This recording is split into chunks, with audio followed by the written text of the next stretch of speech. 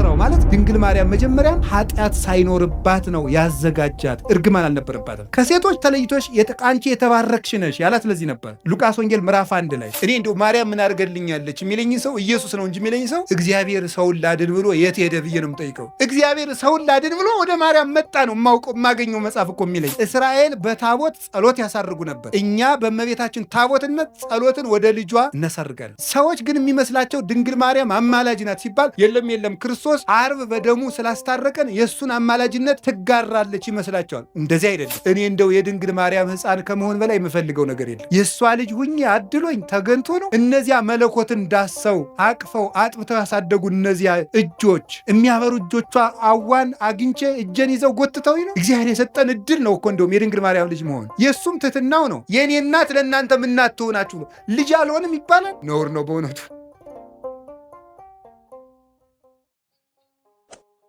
የእግዚአብሔር ታቦት ማናት? ማርያም። በጣም ግሩም ነው። እመቤታችን ማርያም ናት። ዛሬ እጥፍ ድርብ ደስታ ነው። በሰንበት ላይ ደብረ ዘይት እንደሚሉት አባቶቻችን ታቦተ ጽዮን ላይ እመቤታችን ያለችበት ነው። የእግዚአብሔር ታቦት ለምንድን ነው የምንላት? እንግዲህ ታቦቱን ከምን አይነት እንጨት ስራው ነው ያለ? አቤት ከማይነቅዝ እንጨት። በላዩ ላይ ምን አድርግበት ብሎታል? ወርቅ በሉ እንጂ በወርቅ ልብ ከማይነቅዝ እንጨት በሉ። ድገሙ ሁላችሁም አፍ ያላችሁን። ከምን አይነት እንጨት? በላዩ ላይ የምንጨምርበት ወርቅ ጨምርበት። ስንት ቀለበት አድርግለት? 4። በጣም ጎበዞች ናቸው። ከዛ በምኑ ላይ አነጋግርሃለሁ? በስርየት መክደኛው ብሎ እንጂ በሞት ይሄን ድገሙት። አቤት ማን ነው የሚያነጋግረው? እግዚአብሔር ይስጣችሁ። እንግዲህ ታቦት ማናት? እመቤታችን በሉ። ምክንያቱ ለምንድን ነው መሰላችሁ? ዮሐንስ ወንጌል ምዕራፍ 1 ቁጥር 46 ላይ ፊልጶስ ለናትናኤል እንዲህ ብሎታል። ረከብንዎ ለኢየሱስ ዘይብልዎ ማስያዝ ዘጸሐፈ ሙሴ በእንቲአሁ ወነቢያትኒ ተነበዩ ሎቱ አለ። ሙሴ ስለሱ የጻፈለትን ነቢያት የተነበዩለትን ማስያዝ የሚሉትን ክርስቶስን አገኘነው አለ። ማን የጻፈለትን? ጆሮ ሙሴ በሉ እንጂ ማን የጻፈለትን? እግዚአብሔር ይስጣችሁ። ሕፃናት ሁሉ ሙሴ ይላሉ። ደስ ይላሉ እኮ እንደው ሕፃናት እያወሩ ነው የሚሰሙ። እንደ ሴቶቹ እያወሩ ይሰማሉ አይደል? ሰምተው ካላቸው ብዙ ጊዜ የሴቶች ማህበር ወግ ይበዛዋል፣ ግን እያወጉ ይሰማሉ። የሚያስገርማቸው ነገር እኔ ይገርመኛል። እያወሩ የሚሰሙ ሴቶች ናቸው እና መልቲታስክ የሚሸከሙ ጎበዞች ናቸው። እውነት ሐሰት? አዎ በጣም ጥሩ ነው።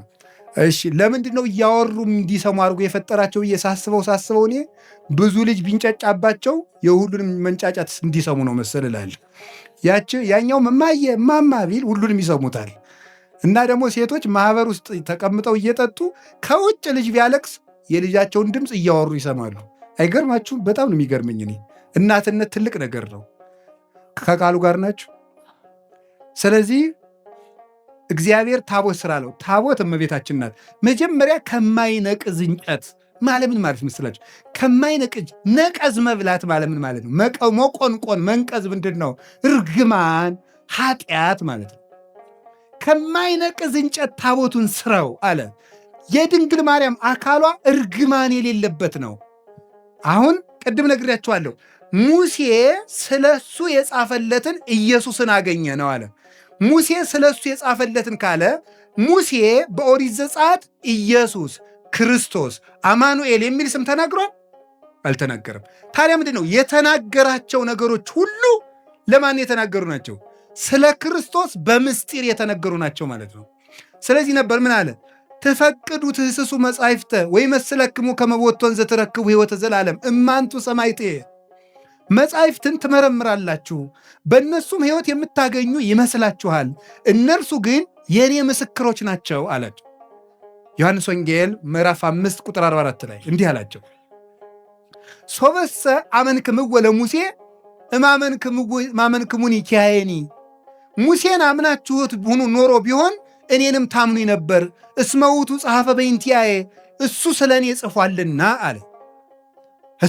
ዮሐንስ 5:46 ላይ እሱ ስለ እኔ ጽፏልና ሙሴን ብታምኑ እኔንም ታምኑ ነበር አለ። እንግዲህ በሙሴ የተጻፈው ጽሑፍ ሁሉ ለክርስቶስ ቀጠሮ ነበር ማለት ነው። ገባችሁ? ምዕመናን፣ ለክርስቶስ ቀጠሮ ነበር። በምንድን? በምስጢር ማለት ነው። በምስጢር። እንደዚያ ከሆነ ለምሳሌ ኦሪት ዘጸአት ምዕራፍ 25 ስለ ኢየሱስ ክርስቶስ የተጻፈ ነው። እንዴት ተብሎ ነው የተጻፈው?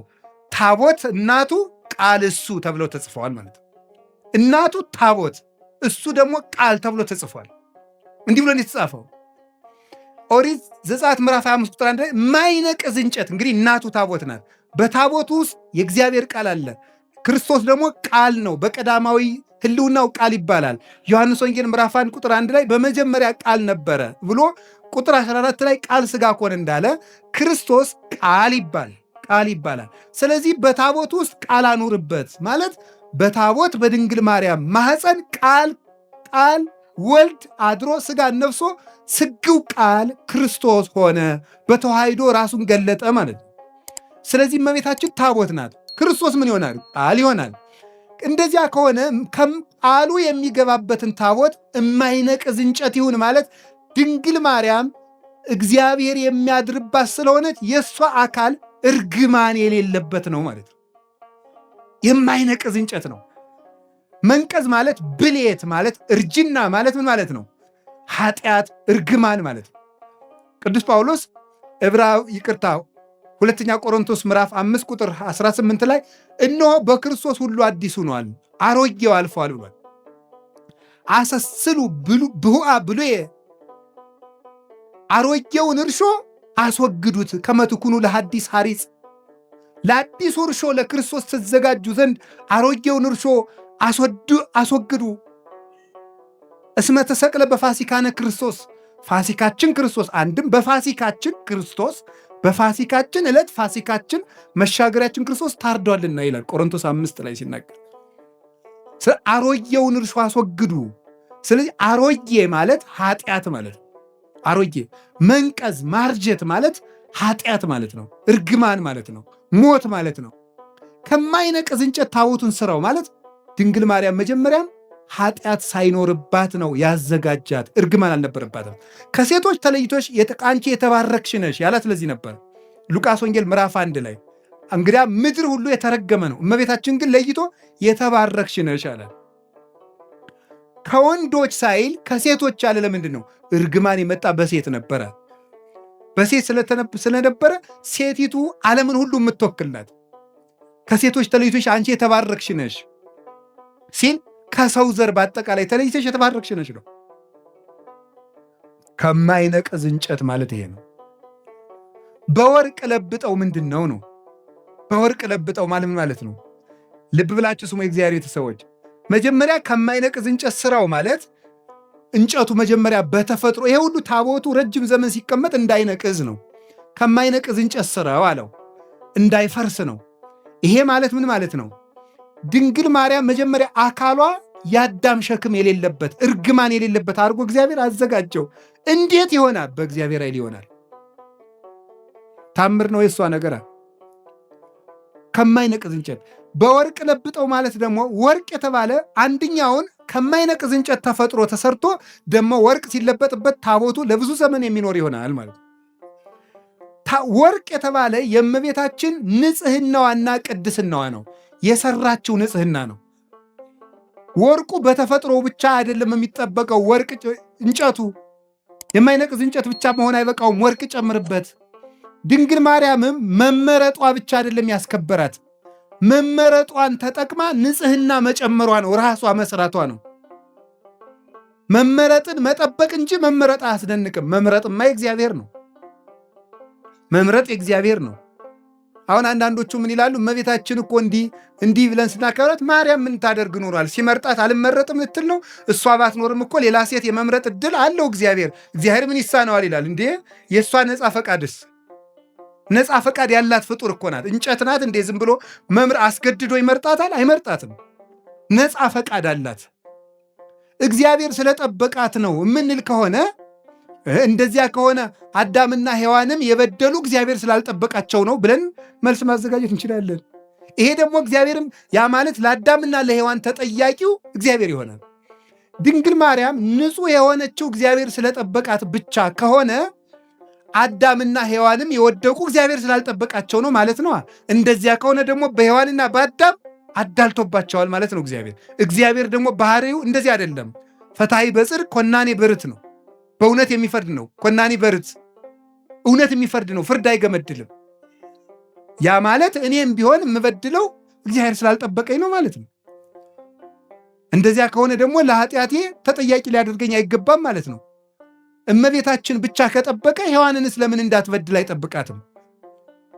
እግዚአብሔር የማንንም ነፃ ፈቃድ አይሻማም። የድንግል ማርያምንም ነፃ ፈቃድ ያከብራል። የመበደል መብት አይነፍጋትም። እንዳትሳሳት አይከለክላትም። እሷ መጠበቋን መመረጧን አጽንታ በጠበቀች ንጹሕ ሆና በጸናች መጠን እግዚአብሔርን በእጁ እየደገፈ ጠበቃት።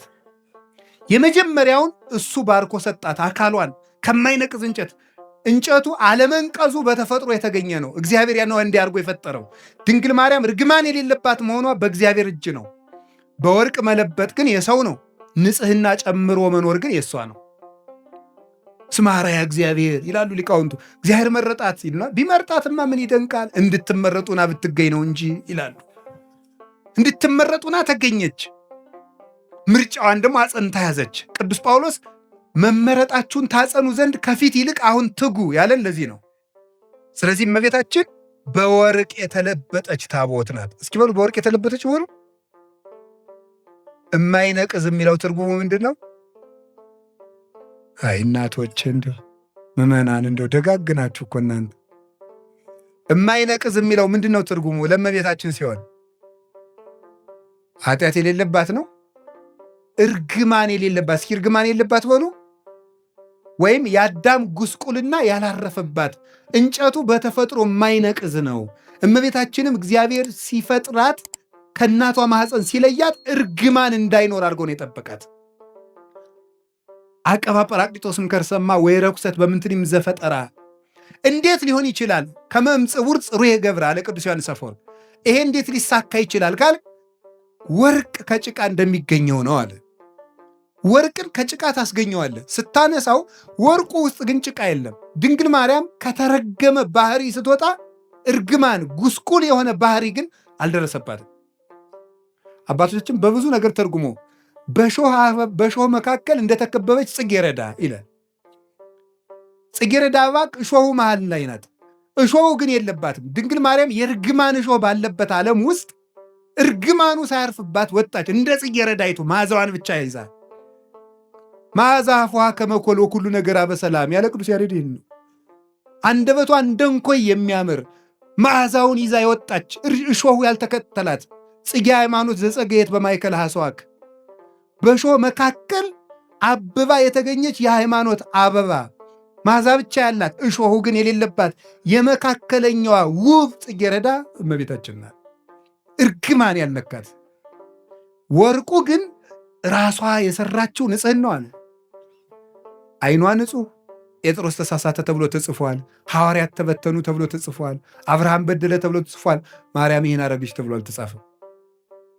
አንደበቷ ክርክም ያለ ነውር የሌለባት በእውነት ጠባብ ወትሕት ዘልዕቀት በቤተ መቅደስ በቤተ መቅደስ ውስጥ ተቀምጣ መልአክ እያነጋገራት ትዕቢት የሌለባት ትሕት ጥበብን የተመላች እወቁኝ እወቁኝ የማትል ልጇ በሆሳዕና እንኳን እንዲው ግርግር ሰው ሁሉ ሲበዛ እንዴ የአምላክ እናት ፊት አድርጉኝ የማትል በትሕትና። እስቲ እዚህ ላይ እመቤታችን እንዲህ አለች ተብሎ ሰምታችኋል? ሐዋርያት አነጠፉ፣ ገሌ ፊት ሄደ፣ ጴጥሮስ እንዲህ አለ ሲባል እሷ እንዲህ ነኝ የማትል፣ ይሄ አይገባኝም ይሄ ይገባኛል የማትል፣ ስደት አይገባኝም ሳትል የተሰደደች፣ መልካም ነገር ይገባኛል አክብሩኝ የማትል ትሕትናን የተመላች ወርቅ። ትንቢተ ዘካርያስ ምዕራፍ 4 ቁጥር 2 ላይ ነቢዩ ዘካርያስ ርየ ተቃዋመ ማይቶት፣ ዘካርያስ የወርቅ መቅረዝን አይቶት ነበረ። ምን ያለ ዘይትን የተመላ 7 አይጹቅ ያላት 7 ቅርንጫፍ ያላት 7 ቅርንጫፍ ያላት መቅረዝ ዘይት ያለባት ኩለንተሃ ወርቅ ይላል። ሁለመናዋ ወርቅ የሆነ መቅረዝ አየሁ ይላል ትንቢተ ዘካርያስ ምዕራፍ 4 ቁጥር 2 ላይ። ቅዱስ ያሬድ ይህን ወስዶ ይላል ዘሕዝቅኤል እጹት ምስራቅ ዘዘካርያስ ተቋም ዘወርቅ ማርያም ኢቲ ዘውዳሴሃ እሙቅ። የሕዝቅኤል የምስራቅ በር የዘካርያስ የወርቅ መቅረዝ ምስጋናዋ ተቀርቶ የማያልቅ ማርያም ናት ይላል። ኩለንተሃ ወርቅ ሁለመናዋ ወርቅ ነው ማለት ስጋዋ ወርቅ፣ ነፍሷ ወርቅ፣ ህሊናዋ ወርቅ፣ ልቧ ወርቅ፣ ህዋሳቷ ወርቅ፣ ስሟ ወርቅ፣ ሁለንተናዋ ገንዘብ የሆነ ጸጋን የተመላች እጅ እግሯ ገንዘብ የሆነ ናት እመቤታችን። እኛ እኮ እንደው ብዙ የሚጣል ያለን እንደ ዱባ ታውቃላችሁ። በቤተ ክርስቲያን ስርዓት ዱባ ለቤተ ክርስቲያን ስለት አይገባም። አይገርማችሁ? ፍትሐ ነገሥት አንቀጽ 17 ላይ አንቀጸ ምጽዋት ላይ ዱባ ለቤተ ክርስቲያን አያምጡ ይላል። ለምን? ዱባ ብዙ የሚጣል አለው። አያችሁ፣ የሚጣል ነገር የሚበዛባቸው ሰዎች ቤተክርስቲያን አይጉ ማለት ነው። ዱባቱን እሺ፣ ዱባ ማለት የሚጣለው የሚበዛ ነው። እንደው እኛ እኮ ብዙ የሚጣል ነገር አለን። እንደው ብዙ ወጥቶ የሚወድቅ ጓዛ ምንን እንደው ይሄን እና ዱባቱና ቅልም አይገባም ይላል። ውስጡ መራራ ነውና መራራ ሰዎች በቤተክርስቲያን ርስት የላቸውም ማለት ነው። መራራ መሆን ክፉ ነው። ስለዚህ እመቤታችን ግን የሚጣል የሌላት አልብኪ ነውር ወይ ምንትኒ በላይሌኪ ኩለንታኪ ሰናይት እንተሃቤ ወዳጄ ሁለንተናሽ ውብ ነው ምንም ነውር የለብሽም ብሏታል ልጇ ሰሎሞን። በወርቅ የተለበጠችው ታቦት ማድረግ አንዳች ነገር ያልተገኘባት የቅድስና ማህተም ያተማት የእግዚአብሔር ከተማ የመሰላሏ ጫፍ ላይ ይላል አይደለም እንዴ? የመሰላሏ ጫፍ ላይ እግዚአብሔር ተቀምጦባት ነበር ይላል። መሰላል እመቤታችን ናት። የመሰላሏ ጫፍ አይምሮዋ ነው። አይምሮዋ ውስጥ ህሊናዋ ውስጥ ከእግዚአብሔር ውጭ ምንም ገብቶባት የማታውቅ እንተ ኢርእያ አይነ ንስር ዲያብሎስ ያልተመለከታት የታጠረች ገነት እጹቅት አዘቅተማ ሕይወት የታጠረች አትክልት የተገጠመች የውሃ ጉድጓድ አዘቅተማ ሕይወት የሕይወት ውሃን ያፈለቀች የታተመች የውሃ ምንጭ እመቤታችን ናት። የእግዚአብሔር ታቦት ይሏችኋል ማርያም ናት። 2 ክንድ ከስንዝር ያለው ከአዳም እስከ ኖህ ያለው ጊዜ ነው። እሱ 2256 ዘመን ይሆናል። 1 ክንድ ከስንዝር የሚለው ከኖህ እስከ ሙሴ ያለው ነው 1644 ይሆናል። 1 ክንድ ከስንዝር ቁመት ወርድ ቁመት አቆልቋይ 1 ክንድ ከስንዝር የሚለው ደግሞ ከሙሴ እስከ እመቤታችን 1600 ይሆናል። ይህን ስትገጥሙት 5500 ዘመን። እንዲህ ያለ ታቦት አበጅ ማለት 5500 ዘመን ሲያልቅ የምትመጣ የእግዚአብሔር ማደሪያ ታቦት አለች ማለት ነው። 4 ቀለበት አብጅለት ማለት 4 ቀለበት ማለት ዓይን፣ ጆሮ፣ እጅ፣ አፍንጫ። ስለዚህ 4ቱን ቀለበት በወርቅ ለብጠው የወርቅ ቀለበት ማብጅለት ማለት እመቤታችን በጆሮዋ አልበደለችም፣ በዓይኗ አልበደለችም፣ በአፍንጫዋ አልበደለችም፣ በእጇ ዳሳ አልበደለችም። 4ቱን ቀለበት ወርቅ አድርገው ማለት ሰው የሚበድላቸው በሮቿ ሁሉ የእመቤታችን ንጹሕ ናቸው እንደ ጠራ ወርቅ። የስርየት መክደኛ የተባለ ድንግልናዋ ነው። መክደኛ የታተመ ድንግልና ነው። የታተመ ድንግልና በስርየት መክደኛው አነጋገር ስርየት ማለት ይቅርታ ነው። የስርየት መክደኛ ማለት በድንግል ማርያም ድንግልና በኩል እግዚአብሔር ይቅርታን ይዞ መጥቷል። ፈቂዶ ይፈውስ ትዝምደሰብ ተገምረ በማኅፀነ ድንግል ተሃቢዮ ለኩሉ ኃይል እለ በሰማያት ማሂደር ባሕርየ ሰብን ነገደ ሰብን ላድን ባለ ጊዜ ከሰራዊተ መላእክት ተሰውሮ በድንግል ማርያም ማኅፀን አደረ። እኔ እንደው ማርያም ምን አድርገልኛለች የሚለኝ ሰው ኢየሱስ ነው እንጂ የሚለኝ ሰው እግዚአብሔር ሰውን ላድን ብሎ የት ሄደ ብዬ ነው የምጠይቀው። እግዚአብሔር ሰውን ላድን ብሎ ወደ ማርያም መጣ ነው የማገኘው መጽሐፍ እኮ የሚለኝ። እግዚአብሔርን ሰውን ሊያድን መጣ። እንዲህ አለ እኮ ጌታ እስመ መጽአ ወልደ እጓለ እመሕያው ከመ ይህስስ ወያድን ዘተሃጉለ። የሰው ልጅ የጠፋውን ሊፈልግና ሊያድን መጥቷል አለ ማቴዎስ 18 ላይ። የሰው ልጅ የጠፋውን ሊያድን መጥቷል። የሰው ልጅ ክርስቶስ የጠፋውን ሊያድን መጣ። የጠፋውን ሊያድን ሲመጣ ወዴት መጣ? መጀመሪያ ወደ ድንግል ማርያም መጣ። እግዚአብሔር ድህነትን ይዞ ጉዞ የጀመረባት ገብቶ የከተመባት የድህነት ሀገር፣ የፈውስ ሙዳይ፣ የሃይማኖት ከተማ እመቤታችን ናት። ስለዚህ የስርየት መክደኛው ይቅርታ የተገኘበት ድንግልና ያላት የሔዋን ድንግልና ሞት ነበር ያመጣብን። የይቅርታ ድንግልና የማን ድንግልና ይቅርታ አምጥቶልናል?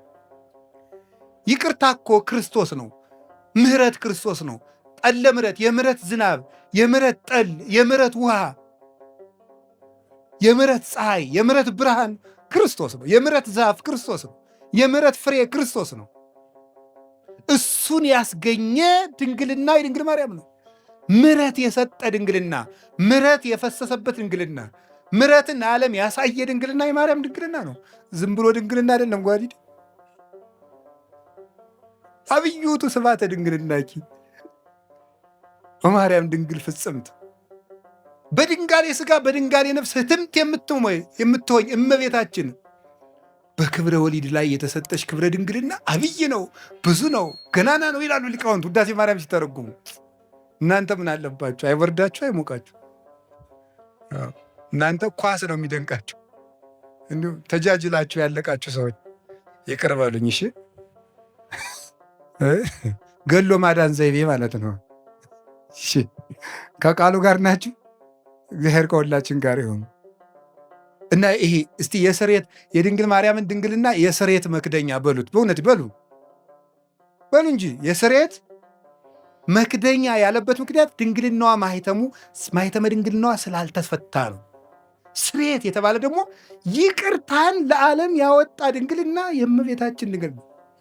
እኔ እውነቴን አይ ካህናት የታደሉት እመቤቴ ለማኅፀንኪ እግዝእቴ በረከቱ እፈቱ እግዚአብሔር ዘተጸውረ ቦቱ ይላል። እመቤቴ ማርያም ሆይ የማኅፀንሽን በረከት እፈልገዋለሁ፣ ይድረሰኝ የማኅፀንሽ በረከት። እግዚአብሔር ያደረበት ወደዚች ምስራቅ የማይዞር ማን ነው? ፀሐይ ጽድቅ ኢየሱስ ክርስቶስ ወጥቶ የሚያጽደለድልባትን ያችን ምስራቅ ዘወር ብሎ ማየት የማይፈልግ የጨለማው ልጅ ካልሆነ በቀር እሱ ማን ነው? መዞር የሚያሰኘኝ እኔ ወደ እመቤታችን ነው። ወደ እሱ ያልዞርኩ ወዴት ልዞር ነው ዛሬ? የስርየት መክደኛ በስርየት መክደኛው አነጋግርሃለሁ። በሉ በስርየት መክደኛው በሉ እመቤታችን ድንግል ላይ መክደኛው ማለት ታቦቱና ታቦቱ የሚጋጠምበት መግጠሚያው ላይ ነው። ጫፉ የታችኛውና የላይኛው የሚጋጠምበት መግጠሚያው። ይሄ የስርየት መክደኛ የእመቤታችን ድንግልና ነው። የስርየት መክደኛ የተባለበት የእመቤታችን ድንግልና መጀመሪያ ብቻ ክርስቶስን ወልዶ ያቆም አይደለም፣ ዘለዓለም ይቅርታን ያሰጣል። ከልጇ ጋር እያስታረቀ እንማጸንበታለን። ባቀፉህ እጆቿ፣ በሳሙ ከንፈሮቿ፣ ባዘለ ጀርባዋ፣ በወሰነችው ማኅፀኗ ብለን እንማጸናለን። ዛሬም ይቅርታን ይሰጠናል። ስለዚህ ድንግል ማርያም ማኅፀኗ የይቅርታ ማኅፀን ነው። አነጋግርሃለሁ ማለት ምን ማለት ነው? የድንግል ማርያም ማኅፀን የሃይማኖት መስበኪያ ነው። የሃይማኖት ምስክር ነው። የእምነት መግለጫ ነው። ወትሜህሮሙ ሰጊደ ለስሉስ ማሕየዊ፣ ለማሕየዊ ሥላሴ ስግደትን የምታስተምርላቸው ናት። ድንግል ማርያም እምነትን የምትገልጥ ናት እንጂ እምነትን የምትጋርድ አይደለችም። እመቤታችን ዘላለማዊ ድንግልና ነው ያላት። የስርየት መክደኛው አይፈታም። ለምንድን ነው የማይፈታው? አካላዊ ቃል ነው የገባበት። የእግዚአብሔር ቃል ነው ያደረበት። ለምን ሲባል እግዚአብሔር የሚነጋገርበት የስርየት መክደኛ ነው። ያ ማለት የድንግል ማርያም ማኅፀን የእምነት ሰባኪ ነው። እንዴት ነው የሚሰብከው? ሳትወልድ ድንግል ናት። እስኪ ሳትወልድ ድንግል በሉ። ስትወልድ ድንግል በሉ። ስትወልድ ድንግል በሉ። እሺ ከወለደች በኋላ ድንግል በሉ። እስኪ እንደገና ደግማችሁ ንገሩኝ። ያው ሶስቱንም ንገሩኝ እንጂ። እሺ ከወለደች በኋላ ይሄ ማለት ምን ማለት ነው? በስርየት መክደኛው ምን እልሃለሁ ነበር ያለ? ዘብዛባ ሁኜ እንዳይመስላችሁ እሺ። ነገርን ከነገር ለማገናኘት ነው የምደግመው። እሺ በስርየት መክደኛው ምን አረጋለሁ ነው ያለው? የስርየት መክደኛ ያልነው በሐዲስ ኪዳን ሲተረጎም ምንድን ነው? የእመቤታችን ምንድን ነው? ድንግልናዋ ነው። ድንግልናዋ ነው የስርየት መክደኛ። ስርየት የተባለ ይቅርታን የሰጠ ክርስቶስ ከማን ስለተወለደ ነው? ከእመቤታችን ስለተገኘ። እንደዚያ ከሆነ ሳትወልድ ምንድናት? ድንግል በሉ። ቀጥሉ። ስትወልድ ከወለደች በኋላ ለምን በሉ እንጂ ምን ያደርጋል ይሄ ስትሉ፣ ለልጇ ምስክር ስለሚሆን። ምን? ኢየሱስ ክርስቶስ ሳይወለድ አምላክ በሉ፣ ሲወለድም አምላክ፣ ከተወለደ በኋላም አምላክ። ስለዚህ ዕብራውያን 13 ቁጥር 8 ላይ ኢየሱስ ክርስቶስ ዘትማልሙ ወይም ወክም መውት እስከ ለዓለም፣ ኢየሱስ ክርስቶስ ትናንትም ዛሬም እስከ ዘላለሙ ድረስ ያው ነው ይላል። ያው ነው። ሳትወልድ ድንግል፣ ሳይወለድ አምላክ፣ ስትወልድ ድንግል፣ ሲወለድም አምላክ፣ ከወለደች በኋላም ድንግል፣ ከተወለደ በኋላም አምላክ። ድንግልናዋ አለመለወጡ የልጇ አምላክነት ላለመለወጡ ማስረጃ ነው ማለት። ለማይለወጠው ልጇ ምስክር እንድትሆን እሱ ሰው ቢሆንም አምላክነቱ ስላልተለወጠ እሷም ብትወልድም ድንግልናዋ አልተለወጠም። ለልጇ ምስክር ናት። በስርየት መክደኛው አነጋግርሃለሁ ማለት አለመለወጤን፣ የማልለወጥ አምላክ መሆኔን በማይለወጠው በእናቴ ድንግልና እነግርሃለሁ፣ አስተምርሃለሁ ማለት ነው። ቅዱስ ዮሐንስ አፈወርቅ ሃይማኖተ አበው ምዕራፍ 67 ቁጥር 31 ላይ እንዲህ ይላል፣ እሰብክ መንገለ ድንግልናሃ ለማርያም እንተ ትከውን ስም አለቃል ይላል። ለቃል ምስክር በምትሆን በድንግል ማርያም ድንግልና ክርስቶስን እሰብከዋለሁ ይላል። ለቃል ምስክር በምትሆን በድንግል ማርያም ድንግልና ክርስቶስን እሰብከዋለሁ። የድንግል ማርያም ድንግልና የክርስቶስ መስበኪያ ነው። ድንግልናዋ አልተለወጠም። ለምን? እሱም ሰው ሲሆን አልተለወጠምና። የማይለወጥ አምላክ መሆኑን ለማስረዳት የእናቱን ድንግልና ሳይለውጥ ተወለደ። ትንቢተ ሚልክያስ ምዕራፍ 3 ቁጥር 5 ላይ አንሰ እግዚአብሔር አምላክክሙ ዘኢይትዌለጥ፣ እኔ የማልለወጥ አምላካችሁ እግዚአብሔር ነኝ፣ እኔ እግዚአብሔር አምላካችሁ አልለወጥም ብሎ ነበር። የማይለወጥ አምላክ መሆኑን ለማስረዳት ከእናቱ ሲወለድም ድንግልናዋን እንዳይለወጥ ጠበቀ። አቀበ ማኅተመ ድንግልናሃ ከመትኩን መራሒተ ለሃይማኖት አበይ፣ አቀበ ማኅተመ ድንግልናሃ ከመ በጽንሳ መንክር ትኩን መራሒተ ለሃይማኖት አባይ። ድንቅ በሚያሰኝ ማኅተመ ድንግልናዋ ለታላቂቱ እምነት ምስክር ትሆን ዘንድ ድንግልናዋን ጠበቀው ይላል። ስለዚህ የድንግል ማርያም ድንግልና ለክርስቶስ አለመለወጥ ምስክር ነው። ክርስቶስ ሰው የሆነ አምላክ ነው። ሰው የሆነ አምላክ ነው። ሰው ብቻ አይደለም፣ አምላክ ብቻ አይደለም፣ ሁለትም አይደለም፣ ነጠላም አይደለም። ሰውነቱ በአምላክነት እንዳልተለወጠ ድንግል ስለሆነች እናትነት አልቀረባትም።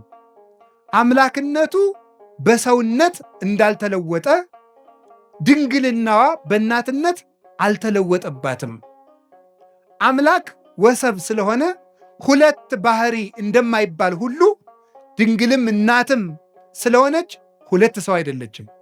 እናቱ አንድ ሁና ድንግልም እናትም እንደሆነች ክርስቶስ አንድ አካል አንድ ባህሪ ሲሆን አምላክነቱ በሰውነት ሰውነቱ በአምላክነት ያልተለወጠበት በተአቅቦ የሚኖር በተዋሂዶ ክብሩን የገለጠ ስግው ቃል ወልድ ዋሕድ አምላክ ወልደ አምላክ ይባላል።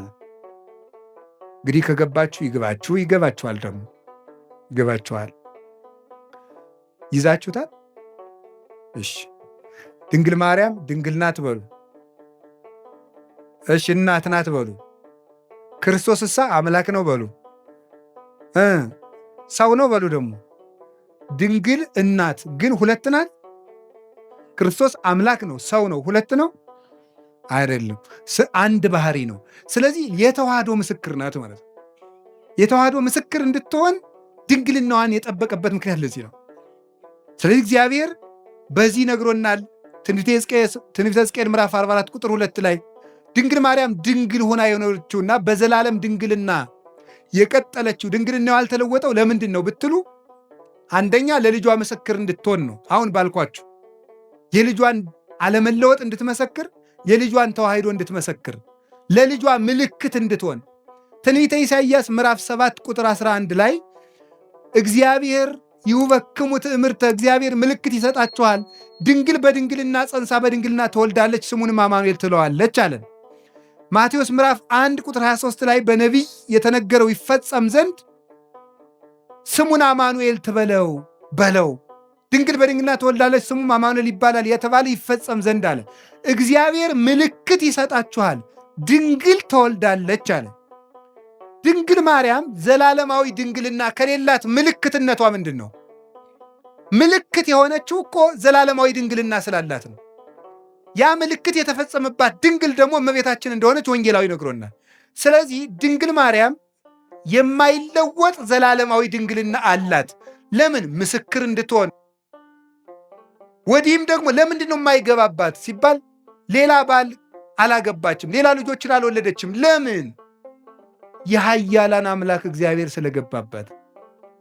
ሕዝቅኤል ምዕራፍ 44 ቁጥር 4 ላይ እንደተነገረው የሰራዊት ጌታ እግዚአብሔር ገብቶባታልና ሌላ አይገባባትም፣ ተዘግታ እጹታ ትነብር ለዓለም፣ ለዘላለሙ ታትማ ትኖራለች።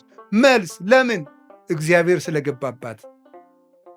እግዚአብሔር ስለገባባት። አንዳንዶቹ ምን ሊሏችሁ ይችላሉ? አረ ትንቢተ ሕዝቅኤል ምዕራፍ 44 እኮ ስለ ማርያም የሚመለከት አይደለም ይላል። አይድረስ እኮ ነው እናንተ።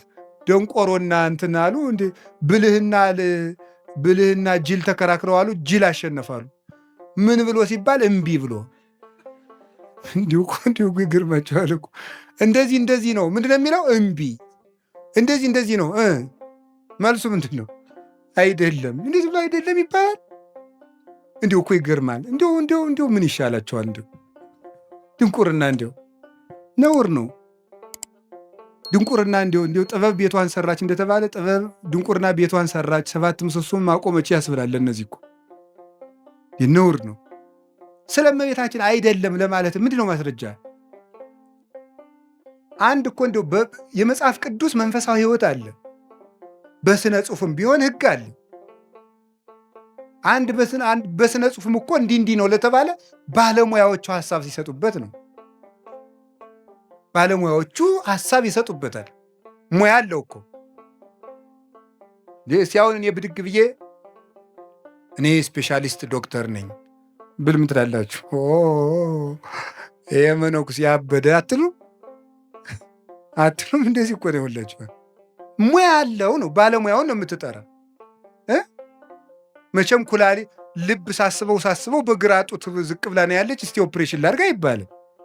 ሳስበው ተብሎ ስራ አለ የለም። ባለሙያ ያለው የትኛው አካል የት ቦታ እንዳለ የሚያውቅ፣ የትኛው ጥጥ ስለ የትኛው እንደሆነ የሚያውቁ፣ ለዘመኑ የቀረቡ፣ ለጉዳዩ የቀረቡ፣ ለእግዚአብሔር የቀረቡ ሦስቱንም የሚያሟሉ አባቶች ማርያም ናት ብለው ነግረውና፣ ሦስቱንም የሚያሟሉ ለዘመኑም ቅርብ የነበሩ በመጀመሪያው ክፍለ ዘመን፣ በሁለተኛው ክፍለ ዘመን፣ በሦስተኛው ክፍለ ዘመን፣ በአራተኛው ክፍለ ዘመን የነበሩ እነ ቅዱስ ኤፍሬም፣ እነ ቅዱስ ቄርሎስ ነግረውናል። እነ ቅዱስ ኤራቅሊስ ነግረውናል።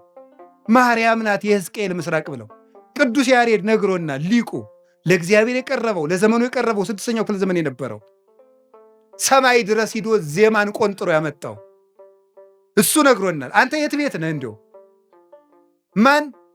ስለዚህ ለዘመኑ ቅርብ ናቸው፣ ለጉዳዩ ቅርብ ናቸው። መጻሕፍትን ጥሬ ቆርጥመው እግዚአብሔርን በሱባኤ እየጠየቁ የተማሩ ናቸው። ለእግዚአብሔር ቅርብ ናቸው። ሽንገላ ክዳት የሌለባቸው ሊቃውንት፣ ሐዋርያውያን አበውን የተከተሉ ሊቃውንት ማርያም ናት። የምስራቂቱ በር ማርያም ናት። ደሞስ ምን ይጎልባታል ብትባል ዮሐንስ 8:12 ላይ እኔ የዓለም ብርሃን ነኝ አለ። እሱ የዓለም ብርሃን ከሆነ ልጇ እመብርሃን ብትባል ምንድን ነው ኖሩ? በዚያውም የዓለም ብርሃን ኢትዮጵያ ናት የምትሉ ሰዎች አርፋችሁ ተቀምጡ። ኢትዮጵያ የዓለም ብርሃን የሚባል የጅል ስብስብ ነው። የምሬን ነው። የዓለም ብርሃን ክርስቶስ ነው እንጂ ኢትዮጵያ የዓለም ብርሃን ሆናም አታውቅም አትሆንምም። የዓለም ብርሃን ማን ነው? ክርስቶስ በሉ። የዓለም ብርሃን ማን ነው? ክርስቶስ ነው። ኢትዮጵያ የዓለም ብርሃን አይደለችም። ማን ያላችሁ እንደዚህ? ከቤተ ክርስቲያን ሰውን ለማጥፋት የሚዘየድ ስብስብ ነው። ብር ካጣችሁ ነግዱ። እኔ እውነቴን ነግዱ፣ ስሩ። እንዲህ እውነቴን ነው። የኢትዮጵያ ሰው ብር መናቂያ ይወዳል፣ ስራ መናቅ ይወዳል። ብር ደግሞ ለ2,000 ብር ይላል። ወይ ጥጋብ! እንዲው እናንተ አንዳንዱ ደግሞ ኩራት ራት ነው ይላል። እንዲው ከመቼ ዕለት ወዲህ ነው ራቱ ነው የሚያውቁ ኩራት? እንዲው እስቲ ቅመሰው። እንዲው እየኮራ 3 ቀንጠኛና እንዲው ሲለበልብ ታገኘዋል። እንዲው እውነቴን ነው። ስሩ ልክ ኩራት ራቱ ነው ያውቅ። ሲራክ ምን አለ? 3 ሰዎች ነፍሴን አበጻጯት አለ። ሴሰኛ ሽማግሌ፣ ንፉግ ባለጸጋ እና ትዕቢተኛ ድሃ እንዲሁ ነፍሴን አበሳጯታል። ይሁላችሁ እሱ ነው የምነግራችሁ። ስሩ ዝም ብላችሁ። እኛ ኢትዮጵያውያን ምንም የሚጠቅም ነገር የለም። መስራት፣ መጽደቅ፣ መፎከር ምንም አያመጣም። መስራት፣ መጽደቅ፣ መልካም መሆን። ኢትዮጵያውያን መልከኞች፣ ሰራተኞች እንኳን የእግዚአብሔር መጽሐፍ እነ ሄሮዳትስ የታሪክ ጸሐፊዎች ሁሉ ምንድን ያለ ኢትዮጵያውያን ማለት ጨዋታ የሚያውቁ ጥበብ የሞላባቸው ቤታቸውን ከመንገድ ዳር ሰርተው በሞት የብሉን ሊጠጡልኝ የሚያውቁ ሰውነታቸውን የሚያድሱበት የጠራ ውሃ ያላቸው መቼም እሱ ጸበል አይለን ነገር የተባረኩ ሕዝቦች ናቸው ተብሎ ተጽፎልናል። ያንን ነው መጠበቅ። ስለዚህ እንዲሁ ሲታጣ አሁን የሥራ መፍጠሪያ ሃይማኖት እየሆነ ስነ ስርዓት ያዙ። የዓለም ብርሃን ክርስቶስ ነው። እመብርሃን ደግሞ ድንግል ማርያም ናት። እመብርሃን እንዲሁ አንተ ወንጌል ምን አለ? አይነ ምቀኛ ነው እንዲህ አለ። እንዲሁ አይነ ምቀኛ ነው ወይ? ልጇ ብርሃን ከሆነ እናቱ ደግሞ ማለት እናት ነው። እመብርሃን ማለት የብርሃን እናት ነው። እንዲሁ ያማሃል። እመብርሃን ማለት ምንድን ነው የሚቸግርህ? ልጇ ብርሃን ነኝ አለ። እንደወለደችው ደግሞ ነገረው ያው ወንጌል። እንዴት እመብርሃን አትላትም? ምቀኝነት እኮ ነው። ራይ ድረስ ነው። እንዲሁ በማይደረስበት ይቀናል እንዴ? ትባሸቃላችሁ እንዴ? ጠላት ከፈለጋችሁ ሰይጣን አልላችኋል እንዴ? እሱን አትሰላለፉትም? እንዲሁ ማርያም ምን አደረገቻችሁ? ምሕረት አዝላ በመጣች። ስለዚህ የእግዚአብሔር ቤተሰቦች እመቤታችን የብርሃን እናቱ የፀሐይ ጽድቅ እናት ናት። ስለዚህ ለምንድን ነው ድንግል ማርያም ዘላለም ድንግል መሆን ያስፈለጋት ሲባል ቅድም እንዳልኳችሁ ለልጇ ምስክር እንድትሆንና እግዚአብሔር ስለገባባት ነው። በእግዚአብሔር ዙፋን ፍጡር አይቀመጥም። እኔ ቀናተኛ አምላክ ነኝ፣ ክብሬን ለሌላ አልሰጥም ይላል የሰራዊት ጌታ እግዚአብሔር። እግዚአብሔር የገባባትን ማኅፀን እግዚአብሔር የተቀመጠበትን ዙፋን ማንም ይቀመጥበት እንዲህ እስቲ በሉ እንዲ አሁን የቀበሌ አስተዳዳሪ በወረዳ አስተዳዳሪ ወንበር ይቀመጥ? እስቲ ሄድና ሞክራት። አሽሮ ይለቃል። የለም አይፈቀድም። እንዲሁ መጠንን ታውቆ ነው። እሟይ ያቅምሽን አልሞ ያልም ያሉ አሉ አይደል ቄሴ። አንዲት እሟይ ምድግ ብለው የኔታ ቤት እንዲሁ እኔ በህልሜ ታቦት ተሸክሜ ሰው እያጠኑ ህልም አይቼ አይ እሟይ እንዲሁ ያቅምሽን አልሚ እንዲሁ ከሆነም እኔ ታቦት ተሸክሜ እንዲሁ አንቺ ብታጠኝ ይሻላል። እንዲሁ ባይሆን ያም አይሆንም እኮ ያም አይሆንም። እንዲሁ በየት አልፎ ባይቲ ሀሊፈቂ ድጓታ ሚረቂ ያለ እንዲሁ ነውር እኮ ነው። መጠን አለው ነው። አዎ እግዚአብሔር አባቶች ይላሉ በጳጳስ ወንበር ኤጲስቆጶስ አይቀመጥም፣ በንጉሥ ወንበር መስፍን አይቀመጥም። እግዚአብሔር በገባበት ዙፋን ፍጡር አይደርስም ፈጽሞ። እንዴት ያለስ ደፋር ሄሮድ ዮሴፍ ራ ያደረገው ጻድቅ ነው አይደል ያለው እንዴ? በዚያውስ ላይ ሐዋርያት እንኳን ክርስቶስን ከተከተሉ በኋላ ወደ ሚስት አልተመለሱ። እንደው ጴጥሮስ ሚስት ነበረው ይባላል። ጭራሽ እሷ አምላክን ወልዳ መልሳ ወደ ትዳር ተመለሰች ይባላል። ከቅዱስ ጴጥሮስ አንሳ ፈጽሞ ነውር ነው፣ ያላደለ ነገር ነው።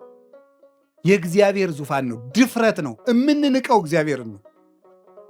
ማርያምን እመቤታችንን አይደለም የምንንቀው፣ እግዚአብሔርን መዳፈር ነው። እንዴት ትዳር ክቡር ነው ብሏል። ትዳር ክቡር የሆነው ለተፈቀደለት ነው። ትዳር ክቡር የሚሆነው ለሚጠቅመው ለተሰማራበት ለተፈቀደለት ነው። ሰው ሁሉ ወኩሉ ዘከመ ተጸውዐ ያሉ ሁሉም እንደተጠራበት አጠራር ይኑር ነው ያለ ቅዱስ ጳውሎስ። በንጽህና እኖራለሁ ያለ ይኑር እና ለድንግል ማርያም ግን ይህ ሁሉ መጠኑ አይደለም። ወንድ አላውቅም ሐሳብ የራሱ የለኝም እኮ ነው ያለችው። ቅዱስ ጎርጎርዮስ ዘንዚናዙና ዘኑሲስ የሚሉት እንደዚህ ብላ ስትናገር በቃ ዘግታ ጨርሳለች ማህተሟን ነው። ፈጽሞ ሐሳብ ራሱ ብልጭታ የሚባለው ራሱ መጥቶባት አያውቅም ስላለ የምታስበው እግዚአብሔርን ብቻ ነው። እንዲህ ያለች ነው የስርየት መክደኛ ያሰኛት ይሄ ነው። አማናዊት ታቦት እመቤታችን ናት። እመቤታችን ቅድስት ድንግል ማርያም ይሄ ታቦት ምን ያርፍበት ነበር? ብርሃን። እስቲ ብርሃን በሉ። አቤት ከድንግል ማርያም ምን ተገለጠ? ብርሃን በሉ እንጂ። ያ ብርሃን ማን ነው? ክርስቶስ ነው። ብርሃን ያረፈባት ታቦት እመቤታችን። ያንን ብርሃን ምን ይከበው ነበር አልኳችሁ? በሉ እንጂ ምን አለ? መንፈስ እግዚአብሔር ቅዱስ ይመጽእ ላዕሌኪ ወኃይለ ልዑል ይጼልለኪ። የእግዚአብሔር መንፈስ ባንቺ ላይ ይመጣል፣ የልዑል ኃይልም ይጋርድሻል። ሀብተ መንፈስ ቅዱስ የጋረዳት መንፈስ ቅዱስ በሀብተ መንፈስ ቅዱስ የተጋረደች። ቅዱስ ቄርሎስ ሲናገር መኑ ውእቱ ዘከማከ ዘከለለ መንበሮ በእሳት ይላል። ቅዳሴ ቄርሎስ ላይ ሲናገር መንበሩን በእሳት ያጠረ እንዳንተ ማን ነው ይላል። መንበር እናቱ ናት። በእሳት መታጠሯ መንፈስ ቅዱስ ይጋርድሻል መባሏ ነው። የታጠረች መንበር ናት። ያችን እሳት ደፍሮ እንኳንስ ኧረ ተው ጎበዝ፣ እንኳን እመቤታችንን እኮ የሰማዩን ዙፋን እንኳን እናቷ አይደለም እኮ ያ ዙፋን፣ ያንን እኮ ኪሩቤል ፊታቸውን ሸፍነው ነው ማየት አይቻልንም ብለው ማርያም እመቤታችን እንኳን ሊዳስሳት ሰው በስጋዊ ፈቃድ ሊቀርብ ይቅርና የሰማዩን እንኳን ማየት አልተቻላቸውም። እቺ ደግሞ እናቱ ናት። ስለዚህ እመቤታችን ቅድስት ድንግል ማርያም የእግዚአብሔር ዙፋን ናት። ደመና መንፈስ ቅዱስ የጋረዳት ናት። መስዋዕት ያርግ ነበር በታቦቱ። እመቤታችንንም ጸሎት እናሳርግባታለን ታቦት ስለሆነች። ቅዳሴ መሃል እመቤታችን ለምንጠር ለምን ተፈስሒ ወዘንስእለኪ ዳይና ቅድስት ምልዕተ ክብር ድንግል በኩሉ ጊዜ ወላዲተ አምላክ እሙለ ክርስቶስ አይርይ ጸሎተነ ዲበ መልዕልት ሀበ ፍቁር ወልድኪ። ሌላ የለው። ድነተ ሥጋ ድነተ ነፍስን የምንለምንሽ ክብርን የተሞላሽ ቅድስት ወይ ደስ ይበልሽ። ወደ ልጅሽ ወደ ወዳጅሽ ወደ ላይ ጸሎታችንን አሳርጊ። በቃ የለ ታቦት ናታ። እስራኤል በታቦት ጸሎት ያሳርጉ ነበር። እኛ በእመቤታችን ታቦትነት ጸሎትን ወደ ልጇ እናሳርጋለን። ሰዎች ግን የሚመስላቸው ድንግል ማርያም አማላጅ ናት ሲባል የለም ክርስቶስ ዓርብ በደሙ ስላስታረቀን የእሱን አማላጅነት ትጋራለች ይመስላቸዋል። እንደዚህ አይደለም። የእመቤታችን ምልጃ ወደ ክርስቶስ የርቅ ሥራ የሚያደርስ ነው እንጂ የክርስቶስን ደም ተካክሎ ወይም እኩል ሆኖ ወይም ተደምሮ ወይም ተባብሮ እኩል ያድናል ማለት አይደለም። ሰውን ሁሉ እየሳባችሁ ወደ እኔ አምጡት ብሎ ሐዋርያትን የላከ አምላክ እናቱንም የምሕረት ገመድ አድርጎ እሱ በደሙ ወደ ሰጠን ይቅርታ እንድንደርስ ጫፏን ይዘን ወደ እሱ የምንሄድባት የምሕረት ሀብል ናት እመቤታችን። ለዚህ ነው የሰጠን። እሷን ይዘን ወደ እሱ እንድንቀርብ ምን ብሎን ነበር? ዮሐንስ 12 ላይ እኔ ከላይ ሄድና ስባችኋለሁ አለን። እናቱን ገመድ አድርጎ እየጎተተ ይወስድናል፣ ይስበናል በእናቱ ፍቅር። ስለዚህ እምከመ ተላሃልኩ ስብ ኩሎ ሀቤ እኔ ከፍ ብዬ እናንተን እስባለሁ ብሎናል። ኦ ሀብለ ምሕረት እንተ ብኪ ስብ እግዚአብሔር ኩሎ ዓለም ሀቤሁ አለ ድርሳነ ኪዳነ ምሕረትን የደረሰው ሊቅ። እግዚአብሔር ዓለሙን ሁሉ ወደ ራሱ የሚስብብሽ የምሕረት ገመድ ሆይ አለ። እግዚአብሔር ዓለምን ለመሳብ የላካት ገመድ ናት።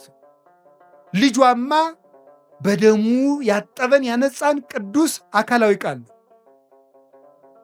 ስለዚህ እመቤታችን ምዕራገ ጸሎታችን ናት። ታቦቱ እንደሚያሳርግ ያ ጸሎት ያ ታቦት የመንገድ መሪ ነበር ብያችኋለሁ።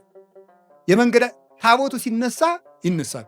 እመቤታችን የክርስትና ምልክቱና መንገድ ትመራለች። ድንግል ማርያም ልጅ ለሚያሳድጉት ምልክት ናት። ተርባ ተጠምታ ልጅ በማሳደግ እናቶች ልጅ እንዴት እንደሚያሳድጉ አሳይታለች። የመናንያን ምልክት ናት። በዓት የምታጸና 12 ዓመት ከበዓት የኖረች አንደበቷ ክፉ የማይወጣው ማርያም ግን ይህን ሁሉ በልቧ ትጠብቀው ነበር ተብላ የባይታውያን ደግሞ ባይታዊት ርግብ የባይታውያንና የመነኮሳት ምልክት በበረሃ በመኖር የሰማይታት ምልክት በመሰደድ የመንገዳቸው መሪ የተባለች ታቦቷ እስራኤል ከግብፅ መውጣታቸው ክርስቶስ እኛን ከርግማን ማውጣቱ ነው። 40 ዓመት የሚጓዙት ጉዞ ደግሞ ጌታችን ኢየሱስ ክርስቶስ እርግማንን ከደመሰሰልን በኋላ እኛ በዚህ ዓለም የምንኖረው ኑሮ ነው። የክርስትና ጉዞ ነው፣ የበረሃው ጉዞ። በበረሃው ጉዞ ውስጥ ያለችው ታቦተ ጽዮን በዚህ ዓለም ወደ ክርስቶስ መንግሥት በምናደርገው ጉዞ መንገዳችን የምትመራ ምልክት እመቤታችን ናት። ምልክትነቷ አንደኛ በሕይወቷ በማስተማር ምሕረትን ከማርያም ይማረዋል፣ ትዕግስትን ከማርያም ይማረዋል። እያንዳንዱ እንዳላብራራላችሁ ይመሽበናል።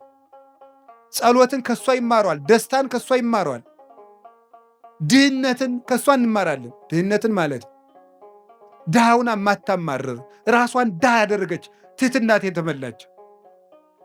ስለዚህ ትምህርት ናት ራሷ እመቤታችን፣ ራሷ ወንጌል ናት። ስለዚህ እመቤታችን የመንገዳችን መሪ ናት። እየጸለየች ምልክቱና እጃችን ይዛ ይኸውላችሁ፣ እኔ እንደውም ይታየኛል እንደው አንዳንድ ጊዜ ሳስባት እመቤታችንን ይኸው እና ልጅን የምትመራው ማን ናት? አቤት እናቶች ትንሽ ልጅ አስከትለው ሰፈር ሲሄዱ አይታችኋል? እንዴት አድርገው ነው የሚሄዱ? ምኑን ይይዙታል? አቤት እጁን ይዘው ድንኩል ድንኩል እያደረጉ ይዘውት ይሄዳል። እና ዮሐንስ 19 ቁጥር 26 ላይ ምን ትሆናችሁ ነው ያለን ጌታ? እናት እነኋት ነው ያለ። እናት እነኋት ስላለ ምሪያቸው ማለቱ ነው። በእውነት እጃቸውን ይዘሽ ምሪያቸው። እኔ እንደው የድንግል ማርያም ሕፃን ከመሆን በላይ የምፈልገው ነገር የለም። የእሷ ልጅ ሁኜ አድሎኝ ተገንቶ ነው። እነዚያ መለኮትን ዳሰው አቅፈው አጥብተው ያሳደጉ እነዚያ እጆች፣ የሚያበሩ እጆቿ አዋን አግኝቼ እጄን ይዘው ጎትተውኝ ነው። እግዚአብሔር የሰጠን እድል ነው እኮ እንደውም የድንግል ማርያም ልጅ መሆን። የእሱም ትሕትናው ነው። የእኔ እናት ለእናንተ ምናት ትሆናችሁ ነው። ልጅ አልሆንም ይባላል? ነውር ነው በእውነቱ። የሽማግሌዎች ሽበት ለልጆች ዘውድ ነው ተብሎ እኮ ተጽፏል። መጽሐፈ ምሳሌ ምዕራፍ 23 ላይ የሽማግሌዎች ሽበት ለልጆች ዘውድ ነው። አባትነት፣ እናትነት ክብር እኮ ነው። የድንግል ማርያም እናትነት ደግሞ ልዩ ነው። እና ድንግል ማርያም የመንገዳችን መሪ ናት። ጠፍተን እንዳንቀር ምልክቱ ናት። ትምራን እመቤታችን የመንገድ መሪ። ከዛስ ምናቸው ናት? ያች ታቦት አሻጋሪያቸው ናት። ዮርዳኖስን እንዲሻገሩ። ዮርዳኖስ የጥምቀት ምሳሌ ነው።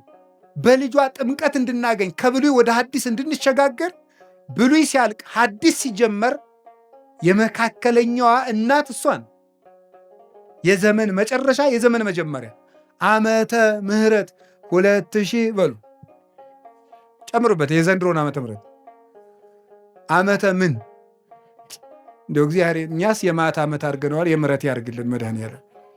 እንደው እኔ የሚገርመኝ ሰው የደበደበው ሰውዬ ሁሉ ዓመተ ምሕረት ብሎ ደብዳቤ ሲጽፍ ነው።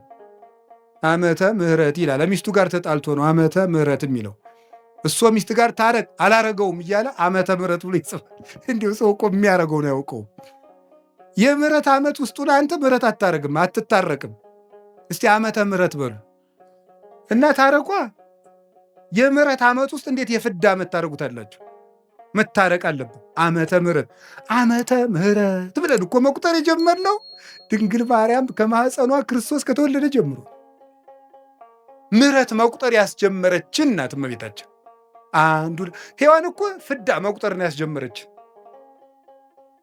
ዓመተ ምሕረት ምሕረት እንድንቆጥር ያደረገችን እናት ማን? እመቤታችን። ከቃል ጋር ናችሁ። ሸክም እንዲቀል ያስጠራችንም ናት። የምሕረት ደብዳቤ ናት።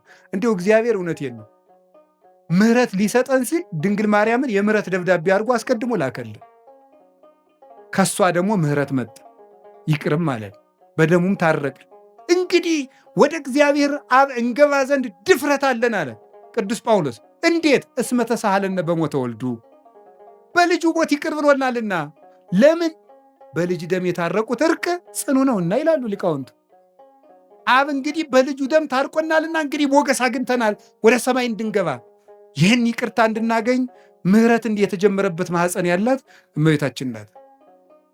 ስለዚህ ጥምቀት ዮርዳኖስን ታቦትን ተሸክመው ዮርዳኖስ ተሻገሩ ማለት የእመቤታችን ምልጃ ረድኤቷን ተጠግተን በልጇ ስም እንጠመቃለን። በእሷ ስም እንጠመቃለን አላለም።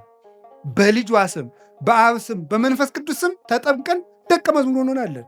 ታቦቷን ግን ሳንጥላት ሳንረሳት ነው የምንሻገር። ከዚያስ ግንብ ሲፈርስ ታቦቷን ተሸክመው ነበረ። ግንብ ሲፈርስ ታቦቱን ተሸክመው የሚያፈርሰው እግዚአብሔር ነው። እግዚአብሔር እንዲያፈርሰው ግን እልልታውን የሚያቀርቡት ታቦቱን ተሸክመው ነው። አሁን እዚህ ቅዳሴ ላይ ምን ይላል ካህኑ? ስብሐት ወክብር ለስሉስ ቅዱስ ይደሉ። መልሱ እንጂ እንደዚህ እያደረገ ቤተ ክርስቲያኑን ምን ይለዋል? ይዞረዋል አይዞረውም? ይዞረዋል አሉ ሕፃኑ። ምን እንደሆነ እኮ አይገባቸውም ሕፃናት፣ ግን እኔ እንዲሁ ይገርሙኛል። ይዞረዋል አይዞረውም? ዙሮ ሲጨርስ ምን እያለ ይገባል መሰላችሁ? መጨረሻ እናንተ አሰሙትም እንጂ ግዕዝ እንዲሁ ይገርማል። ጀርመን እንግሊዝኛ ግዕዝ በፒኤችዲ ትሰጣለች። እናንተ ደህና ዋላችሁ አታውቁም እዚህ ተቀምጣችሁ። እና ዙሮ ሲጨርስ እንደዚህ አጥሞ ዙሮ ሲገባ ምናል እግዚአብሔር አምላኬ በከማና አልከ ጥቅማ ለኢያሪኮ በእደ ኢያሱ ገብርከ ወልደ ነዌ ከማዋንህል ጥቅማ ኃጢአቴ ወኃጢአቶሙ ለኵሎሙ ሕዝብከ ይላል። አቤቱ ፈጣሪ እግዚአብሔር ሆይ በባሪያህ በኢያሱ እጅ የኢያሪኮን ግንብ እንዳፈረስክ በእኔ በባሪያህ እጅ የሕዝብህን የኃጢአት ግንብ አፍርስ ይላል። አጥኖ ሲገባ ነው። እዚያ መቅደሱ ሲገባና ተፈሥሒ ተፈሥሒ ተፈሥሒ ማርያም ምልዕተ ጸጋ ታቦቱን ተሸክመው አይደል ግንቡን የዞሩት? ተፈሥሒ ተፈሥሒ ማርያም ምልዕተ ጸጋ ይላል። እግዚአብሔር ምስሌኪ ግንቡን የሚያፈርሰው እግዚአብሔር፣ የሚዞሩ ግን እልልታውን የሚያቀርቡት በታቦቱ። ኃጢአታችን ይቅር የሚለን የሚደመስስልን ልጇ ክርስቶስ ይቅር በለን ብለን ጸሎታችን የምናሳርግባት ታቦት እመቤታችን የኃጢአታችን ግንብ እንዲፈርስ ተሸክመናት የምንዞራት ታቦታችን ናት። የሚያፈርስልን ግን ልጇ ነው። ይቅር የሚለን እሱ ነው። ከዚያት ርስት ይዘዋት የገቡ ታቦት እስቲ በሉ ርስት በሉ። ስለዚህ እመቤታችን መንግሥተ ሰማያት ይዛን የምትገባ ታቦት ናት። ያችኛይቱ ርስት የመንግሥተ ሰማያት ምሳሌ ስለሆነች ዳጎንን የቀጠቀጠችው ታቦት ተሰዳ ዳጎንን የቀጠቀጠች ማለት ድንግል ማርያም ተሰዳ ዲያብሎስ እንዲቀጠቀጥ በልጇ ታቦተ ጽዮን ያንን ዳጎን የቀጠቀጠችው በላይዋ ላይ በተጻፈው የእግዚአብሔር ቃል ነው። ድንግል ማርያምም አካላዊ ቃልን አዝላ ወደ ግብፅ ወደ ኢትዮጵያ ተሰዳ ዲያብሎስ በልጇ ኃይል እንዲቀጠቀጥ አድርጋለች። አሸንፋ የተመለሰች ማለት ሄሮድስም ሙቶ ዲያብሎስ ተነስቶ አሸንፋ በስደት ዲያብሎስን አሸንፋ የተመለሰችው ታቦት በአቢዳራ ቤት እንደባረከች 3 ወር ኤልሳቤጥን ተገኝታ የባረከች ዳዊት እየዘለለ እንዳመሰገናት ጽንስ እየዘለለ ያመሰገናት ማናት? ይቺ እመቤታችን መጨረሳት በወርቅ የተለበጠች ናትና ታቦቱ አይነቅዝም። በወርቅ የተለበጠ ነውና በሉ ታቦቱ ምን አይልም? መጀመሪያ ምን የማይል እንጨት ነበር፣ ኋላ በምን ተለብጧል? ስለዚህ ይነቅዛል። እመቤታችን መጀመሪያም እርግማን ሳይኖርባት ነው የፈጠራት። ኋላም ራሷ አልበደለችም። ሞት ደግሞ የኃጢአት ደመወዝ ነው። ሮሜ ምዕራፍ 6 ቁጥር 4 ላይ የኃጢአት ደመወዝ ሞት ነው ይላል። እመቤታችን ደግሞ አልበደለችም። ስለዚህ ሞት በእመቤታችን ላይ ስልጣን የለውም። ስለሌለው እመቤታችን አርጋለች። ለምን? ታቦት ስለሆነች። ታቦት ከማይነቅዝ እንጨት። ለምን? ሞት የመጣ በኃጢአት ነው። አዳም መሬት ነህና መሬት ግባ፣ መሬት ተመለስ የተባለው ስለበደለ ነው። እሷ ደግሞ ከዚያ በደል ነፃ ናት። ራሷም አልበደለችም። ስለዚህ የሞት ርስት በድንግል ማርያም ላይ የለም። ስለሌለም ታቦት ናትና ተነስታለች። የእግዚአብሔር ታቦት ስለሆነች። ለዚህ ነው መዝሙር 131 ላይ ተንስ እግዚኦ ውስተ ዕረፍትከ፣ አቤቱ አንተ ወደ ዕረፍት ተነስ፣ ወደ ዕረፍት ተነስ። አንተ ወታቦተ መቅደስከ፣ አንተም ተነስ፣ የማደሪያ ታቦት ማርያምም ትነሳ። ስለዚህ ቅዱስ ዳዊት ምን አለ? ታቦት ናት አለ። ቅዱስ ጳውሎስ ደግሞ ምን አለ? ሊቀ ካህናት ክርስቶስ የገባባት ደብተራ ድንኳን ናት አለ። ዕብራውያን ምዕራፍ 9 ቁጥር 12 ላይ ወክርስቶስ ሰከዊኖ ሊቀ ካህናት ለእንተ ትበጽሕ ሰናይቱ በውስተ ትኄይሶተ አቢ ደብተራ እንተ ኢገብራ እደ ሰብእ። ክርስቶስ ግን ሊቀ ካህናት ሆኖ ሲመጣ የሰው እጅ ወዳልሰራት መቅደስ ገባ ይላል። ሊቀ ካህናት ሆኖ ሲመጣ ደብተራ፣ የሰው እጅ ወዳልሰራት፣ ደብተራ ማለት ድንኳን ነው። ደብተራ ብላችሁ ሰው አትሳደቡ። ደብተራ ማለት ድንኳን ማለት ነው። እንዲሁም ትርጉም የሌለው ነገር እኮ የምታወሩት። ደብተራ ማለት ድንኳን ማለት ምን እያላችሁ ነው? እንዲሁ ይገርማል። ሰማችሁ? ግዕዝ እኮ ነው። የማታውቁትን ልምታወራለች። ደብተራ ድንኳን ማለት ድንኳን ደግሞ የኦሪቲቱ ቤተ መቅደስ ናት ደብተራ የተባለች። ከዚያም እመቤታችን ናት። የሰው እጅ ወደ አልሰራት መቅደስ ገባ አለ። ልብ ብላችሁ ስሙ። በብሉይ ኪዳን መቅደሱ ይፈርሳል። ለምን በሉ? የሚሞት ሊቀ ካህናት የሚያገለግልበት መቅደስ ስለሆነ። ክርስቶስ ግን ዘላለማዊ ሊቀ ካህናት ነው። ሞት በሱ ላይ ስልጣን የለውም። እነዚያን ሞት እስመ ይስዕሮሙ ሞት፣ እነሱን ሞት ይሽራቸዋል። ዕብራውያን 7:25-27 እነሱን ሞት ይሽራቸዋል። እሱን ግን ሞት አይሽረውም። ክህነቱም የዘላለም ነው። እሱ የዘላለም ካህን ሊቀ ካህናት ስለሆነ እሱ የገባባት ቤተ መቅደስ ደግሞ የማትፈርስ ቤተ መቅደስ ናት። እሱ የባረካት ታቦት ናት። ስለዚህ ሊቀ ካህናቱ እንደማያልፍ ሁሉ ክርስቶስ የዘላለም ሊቀ ካህናት እንደሆነ እሱ የገባባት መቅደስም የዘላለም መቅደስ ናት። መቅደስ እንተይ ትትነሰት ደብተራ ፍጽምት ዘጳውሊ ዘይገብራ ወማይደሩ በጽድቅ ዘገብራ ካህሊ፣ ለሰራት ላዘጋጃት ሁሉን ለሚችል ለሱ ማደሪያው የሆነች የቅዱስ ጳውሎስ ፍጽምት ድንኳን ማርያም ናት አለን ቅዱስ ያሬድ። አባቷ ዳዊት እየዘመረላት፣ የልጇ ሎሌ አባቷ ዳዊት እየዘመረላት ፈለሰት እምዘይበሊ ሀበዘ ይበሊ፣ ከሚፈርሰው ወደማይፈርሰው ዓለም አረገች። ለምን? ፍጽምት ድንኳን ስለሆነች፣ እማትፈርስ መቅደስ ስለሆነች፣ እማትነቅዝ ታቦት እንጨት ስለሆነች፣ በወርቅ የተለበጠች ስለሆነች ያቺ ታቦት ታየች። ቅዱስ ዮሐንስ ወንጌላዊ በራእይ የእግዚአብሔር ታቦትን አየዋት ያለን ታቦት እቺ ነበረች። ድንግል ማርያም ከሞት የተነሳችው ለምንድን ነው ከተባለ ታቦት ስለሆነች፣ የእግዚአብሔር ታቦት ስለሆነች ተነሳች። ያችኛይቱ ታቦት ትማረካለች፣ እንዲህ ትላለች። ለምን? የሚሞት ሊቀ ካህናት የሚያገለግልባት መቅደሱ ይፈርሳል። የሚሞት ሊቀ ካህናት ይችሳ ኦ መቅደስ እንተባቲ ተክህነ እግዚአብሔር ብቻ ለገባባት መቅደስ አንክሮ ይገባል ይላል ኤራቅዲስ ሃይማኖተ አበው ምዕራፍ 49 ላይ ሲናገር እግዚአብሔር ብቻ ላገለገለባት መቅደስ አንክሮ ይገባል። እግዚአብሔር ብቻ የገባባት መቅደስ ድንግል ማርያም ናት። ወደ እሷ ገባ፣ አገለገለባት። እሱ ብቻ የገባባት ናት፣ ሌላ አይገባባትም። ሞትም ሊደፍራት አይችልም። ስለዚህ የሰው ልጅ መሆኗ እንዲታወቅ የልጇን አዳኝነት ቤዛነት መከተል ስላለባት እሷም ነፍሷ ከስጋዋ ተለይቶ ሞትን ቀምሳለች፣ ግን ተነስታለች። ስጋዋን የማፍረስ ስልጣን ከማይነቅዝ እንጨት የተቀረጸውን ታቦት ነቀዝ የመብላት ስልጣን እንደማያገኝ ወርቁ እንደሚከለክለው ሁሉ እግዚአብሔር መጀመሪያ እርግማ እንዳይኖርባት ስለጠበቃት ንጽሕናም ስላለ ሞት የእሷን ስጋ መድፈር አይችልም፣ አፈር ሊበላው አይችልም። ስለዚህም ተነሳች። ተነስታም ዮሐንስ ወንጌላዊ ታቦት ስለሆነች አየኋት አለ።